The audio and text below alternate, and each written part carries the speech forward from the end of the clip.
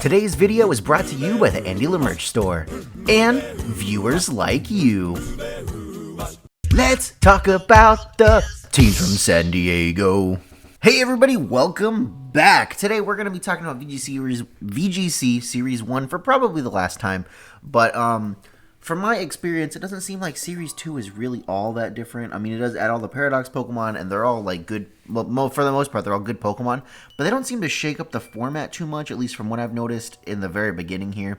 So hopefully, what we're going to talk about today will still be relevant going into Series 2. I'm pretty confident that it will be. And today what we're going to talk about are the five biggest takeaways that I have from the teams at the San Diego Regional, basically. If you didn't know, there was a big regional just last weekend over in San Diego, California. I don't know how many people it was. Does it say here? It was 531 people. For context, the Orlando Regional is already going to be like 800 minimum, so that's fun. Anyway, it was 531 people. They played 10 rounds of Swift, 10 rounds of Swiss, top 32 single elimination. This is pretty much the standard format that we're going to play for most regionals and stuff like that. Is, you know, it's if they all continue to be this big, is the 10 rounds of Swiss, top 32 single elimination. That seems to be the format that they prefer, which is awful, but you know, we can talk about that later. And anyway, there are kind of like 5 big things here that I want to point out that happened in this regional. Like if we look at these teams, there's a lot of Pokemon here that people were not expecting to see, or you know, that were really just kind of on the fringes of competitive, that did really, really, really good in this tournament. We're only going to look at the top 32. They do have the top 128 available here, I think, down at the bottom. Yeah. Which is still interesting to look at. Maybe we'll comb through it really fast. But I've only really studied the top 32 like a lot. Just to point out some weird Pokemon here that I don't have on my list. There's an Arboliva, which is pretty neat. Breloom is a good Pokemon. There's a lot of Baxcalibur here. There's a Gyarados, which is, you know, kind of still on the fringes. So is Baxcalibur. Baxcalibur actually won the whole tournament. But we knew Baxcalibur was good. People just hadn't figured out how to use it. It looks like some people figured out how to use it for this tournament. I'm not going to talk about Baxcalibur today. I'm sorry. But I do have some things I want to talk about. The first one is that Murkrow seems to be on the decline. People are opting for different Pokemon that have Tailwind, if they're running Tailwind at all. I meant to, hold on. If we look at the top 32, there are actually only 2 Murkrow in the entire top 32. And I actually missed them the first time I was looking through this. I was like, there's no Murkrow. There's no Murkrow in top 16.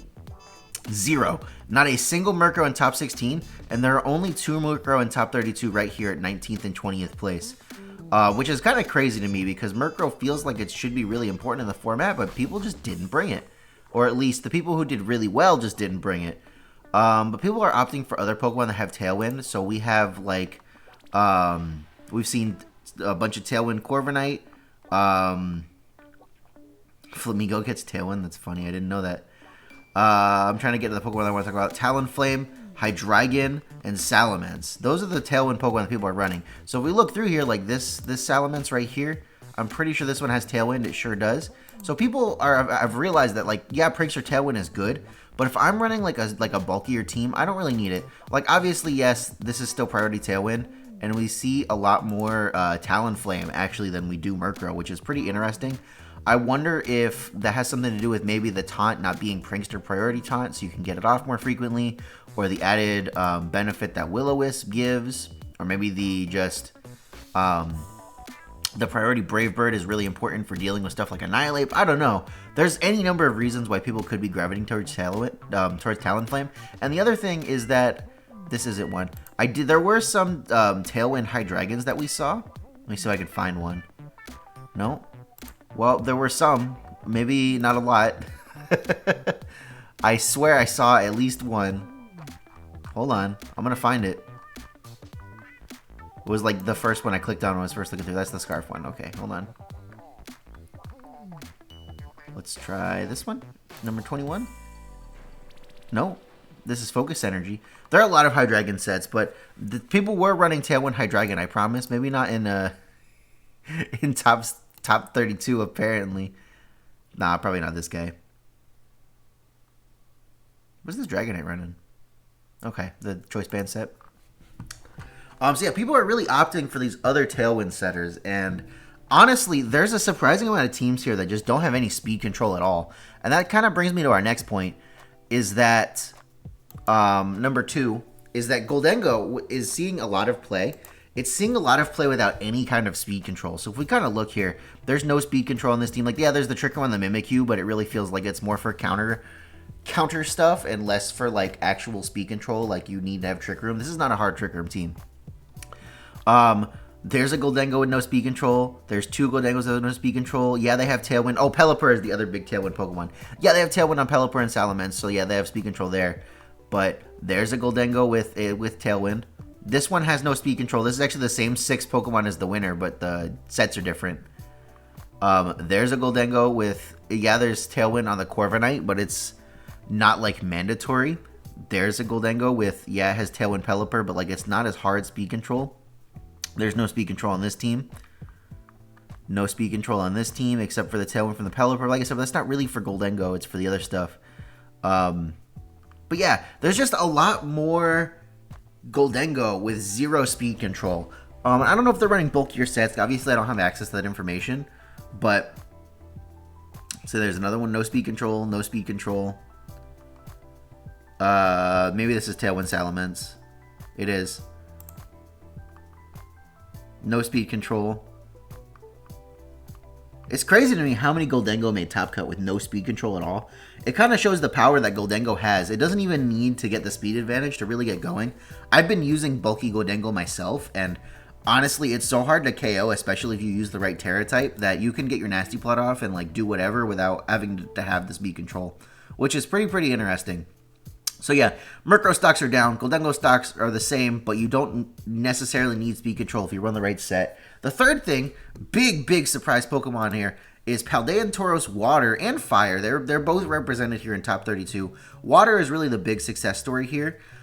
This is the one that won the tournament. I don't know the EV spread, but this is the set. Close Combat, Wave Crash, Aqua Jet, Protect, Intimidate, Safety Goggles. We all saw all sorts of sets for Paldea and Tauros. We saw sets running Raging Bull. That's the only move on the top of my head here. The Fire variant can run Will-O-Wisp. And really this is just a good Pokemon. This is the Intimidate Pokemon. This is the Intimidate Pokemon. This is our Incineroar right now. But if we look really quickly at these things here, there's one that I want to talk about in particular that has been on the rise. It's this one. It's the Mirror Herb set. So if you lead your Tauros into a Defiant Pokemon, when they get +2, you get +2. So you go to +2, they go to +1, and most of the time, that Pokemon that you're staring down is not going to be able to knock out your Tauros because it's such a bulky Pokemon. So straight up, you get +2 Tauros for free. And this is something we've been seeing a rise in. This is like the best Pokemon to use it on. It's just insane. Let's see, what is this one? This one's Water. It is Raging Bull. They're running Raging Bull. So yeah, mostly the decision has been whether you want to run Raging Bull or Wave Crash. Most people chose Raging Bull, but as you can see, the guy who chose Wave Crash won the tournament. So this one's Scarf with Chilling Water. That's super interesting. Yeah, there's just a ton of Tauros. This is Tauros Paldea Water with the Fire Terra type, which is very interesting. Helps you beat Meowscarada pretty easily. There's so many here in Top Cut. A lot of people are running the very similar like Safety Goggles set, which is very cool. It helps you beat Amoonguss and stuff. But yeah, I don't know. This is a Pokemon that nobody was using until this tournament, and now it's good. So don't forget about it when you're team building. There is an Intimidate Pokemon in the format now, so be careful. The other huge like surprise success story, now there's only I think 2 in Top Cut, or maybe it's 4. 1. Let's see. There's only 1 in top 16. There's 2 in top 32. But this is a Pokemon I think was represented pretty a lot more in the tournament that nobody has been using on the ladder. Nobody touched this Pokemon. It's Glamora. People are running this specs like all-out offense set, I'm assuming. And if you have the Tailwind speed control, like you outspeed pretty much everything with this, and you can run like Modest. This is a Pokemon nobody's been using, but it has a really cool ability that sets toxic spikes if you get hit. So really, you lead the Glamora, you do the choice spec stuff, and when it goes down, you might even get 2 layers of toxic spikes onto your opponent's side of the field. And that could be insane. I want to say its other ability is really good, but I think everybody's just running Toxic Debris because the chance for free Toxic Poison is kind of nuts. Let's see what they're running. Same set. Yeah, everybody's just running this spec set, which is really interesting. And you run like Grass or whatever, so you get around your 4 times ground weakness. But Glamora is a good Pokemon, and I mean, honestly, maybe we should consider it a little bit more when we're team building.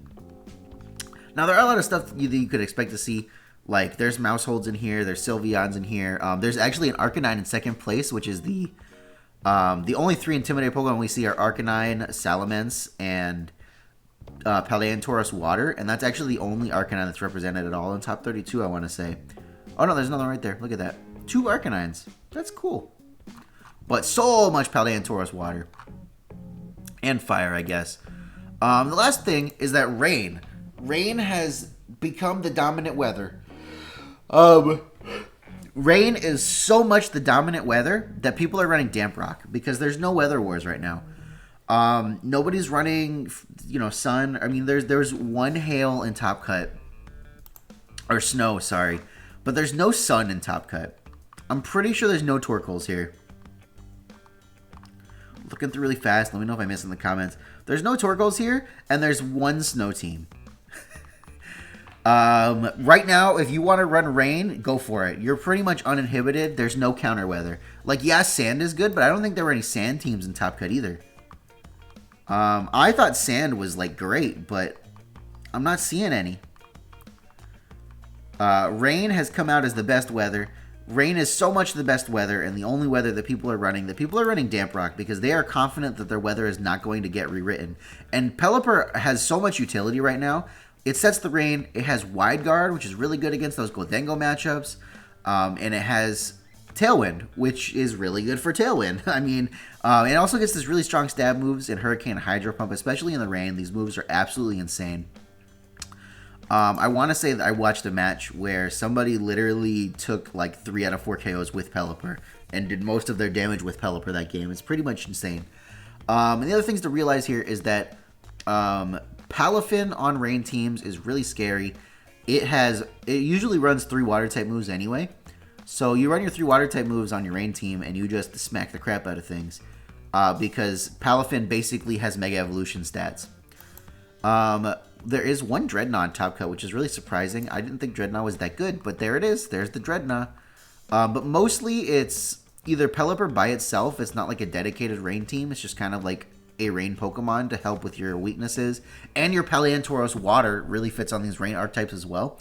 Or you run the Palafin. Yeah, it's pretty crazy to me, like, how much the meta developed. Like I said, there's only these 2 Murkrows in top 32, and neither of them made top 16. I think Final Gambit Annihilate was the... Oh, no, this isn't even Final Gambit Annihilate. There's no Annihilate in top 16, question mark? There is one. Oh, Wolfie Glick. He was running Final Gambit, right? Yeah, a lot of people were running Final Gambit Annihilate still, which is pretty crazy.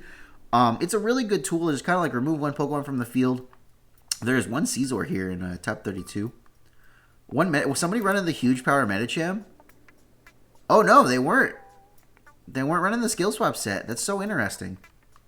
Yeah, I didn't get to watch all of the matches. So if any of these were in the stream and so those are kind of the top 5 biggest things. Murkrow is no longer the premier Tailwind setter. It's no longer the premier prankster Pokemon.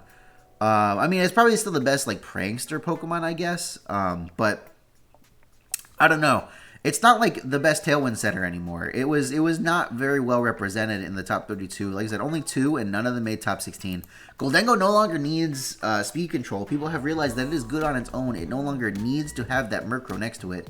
Paleontauros Water, the best Intimidate Pokemon in the format right now. Crazy stuff. We have Glamora making its debut pretty much here because nobody was really using this Pokemon before. But, it's a cool one. I like it. And then Rain. Rain is the best weather right now. Like I said, there's a couple other like weird things that are going on here, but nothing that's like represented more than once. Obviously, there's like a million Dondozo Tatsugiri sets. It looks like the speed one has been the most popular one throughout the tournament here. But we do see attack and defense boosting Tatsugiri represented as well. Just right here in top 32. There's a Sableye. Volcarona's here. Like I said, the one Caesar, the one Medicham is very interesting. The guy who won was using Poison Garganacl, which is just crazy to me. I don't know what that gives you over anything else. You still have a ground weakness, so... yeah, I don't know. Let me know what you guys think in the comments. Are there any trends that you notice here that I haven't noticed? Like I said, those are really the biggest trends that I've noticed that are really big shakeups from what we thought was the format before we went into this tournament. A lot of this stuff is going to carry over into Series 2, I promise. I've been playing a lot of it, and people are still just using these teams instead of actually making Paradox teams. So, at least for the first little bit here, these changes are very important for Series 2 as well, because those new Pokemon really don't shake up the format that much. Like, we would think that Torkoal would be more important, but it's such a slow Pokemon, and really, like, it's not worth it most of the time to trigger your photosynthesis with it. So, I don't know. I think rain is still going to be the best weather. I think Murkrow, you know, it might be a little bit more important, but it's still not necessary as hard as it was before. I think Goldengo can still stand on its own. Especially if you have a Terra type that resists Ghosts, you can win those 1v1s against Fluttermane pretty easily. Yeah. Leave me the likes and the subscribes. And, I don't know, ring the notification bell, I guess, so you can be notified when I post videos. I think a couple of people watch my videos right off the notifications. Big props to you guys. I don't like myself that much, so. Anyway, everybody, with that, my name is Andrew. I'll catch you guys next time.